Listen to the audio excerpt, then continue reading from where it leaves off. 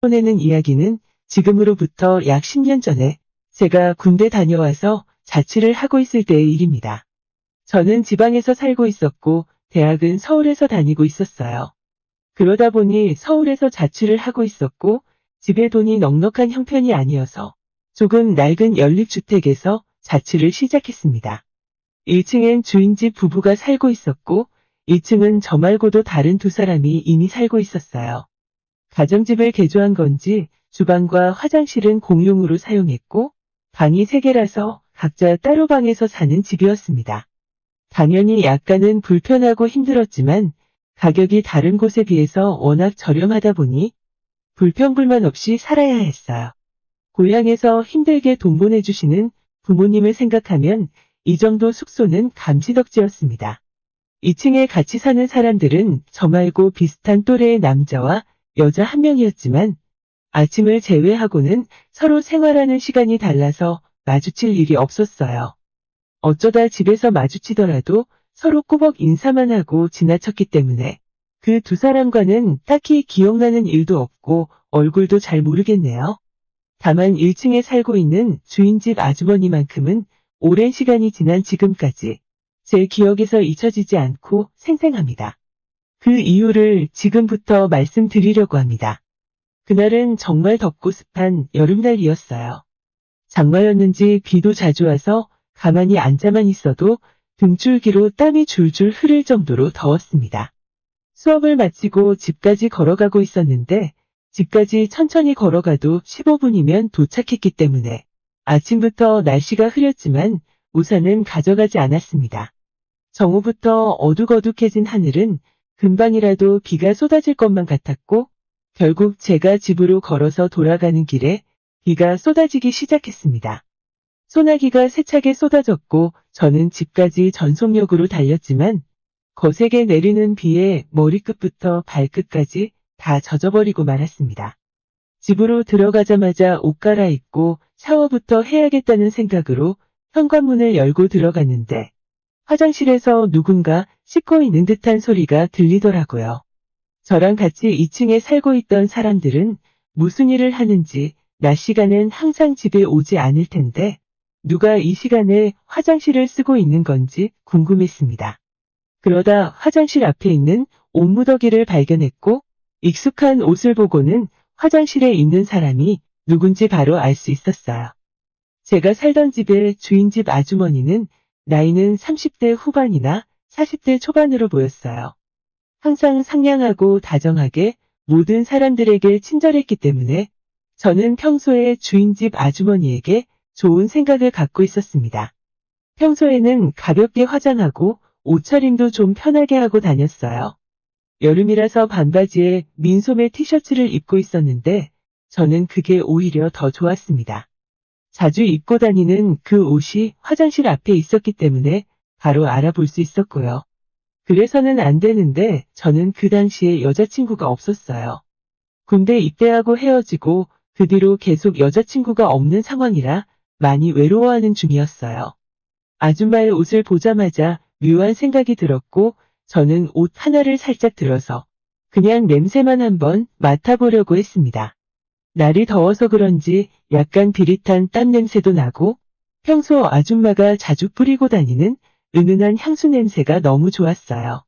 이러면 안 된다고 머릿속으로는 생각했지만 이미 저는 멈출 수가 없었습니다. 그러다가 옷더미 속에서 작은 천조가리 하나를 발견했어요. 여러분들이 상상하고 있는 바로 그겁니다. 생각보다 작고 손바닥만한 사이즈였어요. 저는 더 이상 참기가 힘들었습니다. 지금 생각하면 완전 미친 짓이지만 그 당시엔 젊은 혈기로 제정신이 아니었어요. 순간적으로 많은 생각이 머릿속을 스쳐 지나갔지만 결국 전 손에 들고 있는 그것을 제 주머니에 넣고 방으로 들어와 버렸어요. 잠시 후에 아줌마가 목욕을 다 끝낸 건지 화장실 문을 열고 나오는 소리가 들렸고 어머, 이게 무슨 일이야? 왜 없지? 라고 하면서 한참을 찾더라고요.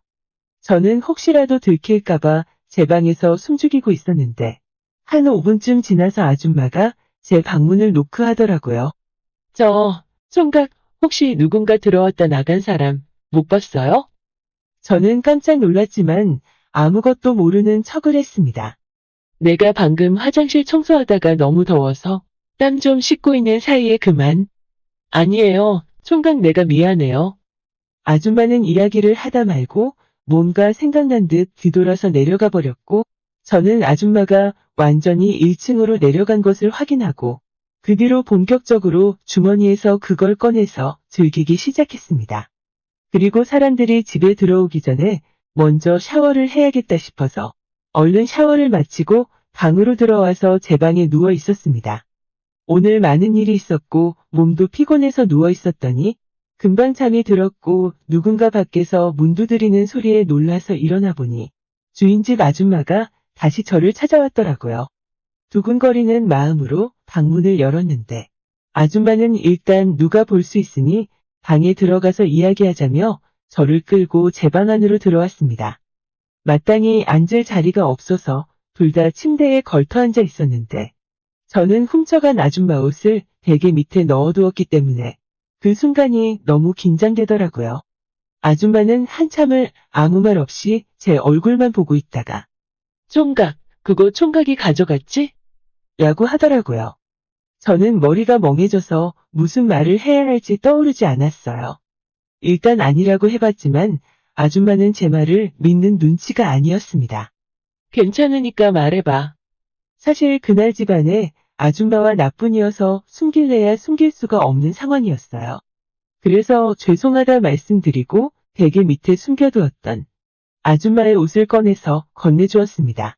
아줌마는 그걸 받아들고 한참을 바라보다 한숨을 푹 쉬더니 멀쩡한 젊은 사람이 왜 아줌마 걸 가져가냐면서 민망한지 주머니에 옷을 집어넣었습니다.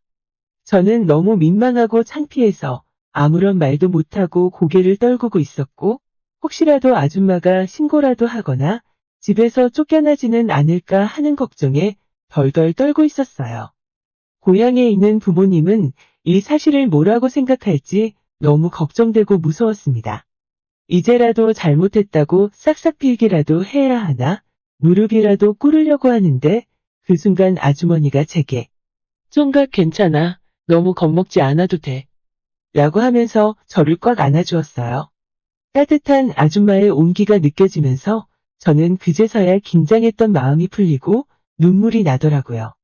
한참 동안 아줌마가 저를 안아주고 다 이해한다는 듯 등을 쓸어내려줘서 간신히 진정할 수 있었습니다. 저를 안아준 채로 아줌마는 제게 그런데 내 옷은 대체 왜 훔쳐갔어요? 라고 물었고 저는 더 숨길 수 없어서 이제는 솔직하게 다 이야기해야겠다 싶어서 평소에 아줌마를 마음에 두고 있었다고 솔직하게 고백을 했습니다. 아줌마는 나이도 훨씬 많은 자기를 왜 좋아하냐고 말하면서도 마냥 싫지는 않은지 입은 웃고 있었어요. 저는 이때다 싶어서 아줌마에게 제가 만난 사람 중에 가장 예쁜 사람이라고 말했죠. 그랬더니 제 대답을 들은 아줌마가 갑자기 제 입술을 덮쳐왔습니다. 진짜 깜짝 놀랐지만 그토록 아줌마를 바라고 있던 저라서 저도 눈을 감고 적극적으로 받아들였어요. 한동안의 입맞춤이 끝나자 아줌마는 제게 오늘 일은 서로 한 번씩 실수한 걸로 잊어버려요. 라고 말하고 제 방에서 나갔는데 저는 그날 밤에 두근거려서 잠도 이룰 수 없었습니다. 그 집에서 2년을 더 살았는데 아줌마와 저와의 관계는 날이 갈수록 발전해서 낮에 아무도 집에 없으면 제 방에서 아줌마와 만나는 게 서로 간의 약속이 되었습니다. 그렇게 오랜 시간 아줌마와 즐겁게 보내고 집 계약이 끝나서 그 집을 나오게 되었고 저도 그 뒤로는 더 이상 아줌마를 찾아갈 수 없었습니다. 마지막 날에 정말 아쉬운 마음에 키스를 하고 헤어졌고 그게 마지막이었어요. 요즘도 가끔 비가 많이 내리는 날에는 그날 아줌마와 즐거웠던 기억이 생각나서 추억에 젖곤 합니다. 어떻게 보면 아주 이상한 경험이라고 할 수도 있지만 제